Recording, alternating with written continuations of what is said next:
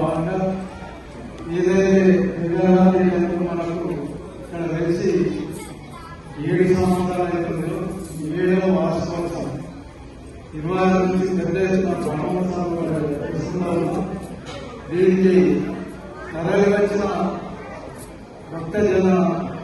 అందరికీ నమస్సు తెలియజేస్తూ దీంట్లో మన అమ్మ కమలమ్మ లక్ష్మీ ప్రత్యేక ధన్యవాదాలు తెలియజేస్తూ ఆర్గనైజర్స్ లావణ్య గారి సరిత డాక్టర్ సరిత గారి మరి నాలుగు చేసిన శ్రీనివాసరావు గారికి ఈరోజు స్పెషల్ ఏంటంటే మన కేసీసీ యజమాని సూర్యప్రకాష్ ఈరోజు ఏదైతుందో అన్నదానం మొత్తం మేమే పెట్టడం ముందుకు వచ్చిన సూర్యప్రకాష్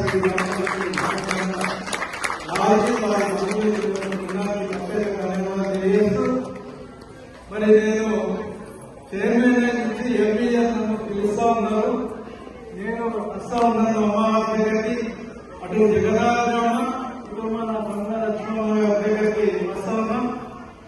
నేను భక్తజనాన్ని కోరేది ఏంటంటే తమిళనాడు నుంచి వచ్చి మరి అక్కడ ప్రతిష్టాపించినందుకు వాళ్ళందరికీ ధన్యవాదాలు తెలియజేస్తూ అడ్వాన్స్ వాళ్ళ నుంచి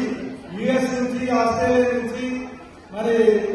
అక్కడ ఇంగ్లాండ్ నుంచి వచ్చిన మన రమణ గారు ఉన్నారు, సురేష్ గారు ఉన్నారు, మన స్వామి గారు అందరికీ సందర్భంగా కృతజ్ఞత ధన్యవాదాలు తెలియజేస్తూ మరి ఈ టెంపుల్ ఇంతింతాయి పట్టుదింటాయి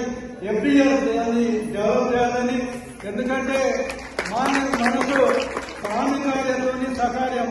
దైవాంశ సమ్ముఖులు లక్ష్మమ్మ కాబట్టి ఇక్కడ మరి వాళ్ళు ఏం కోరుకుంటున్నారు, తమిళనాడు నుంచి వచ్చి మన తెలంగాణ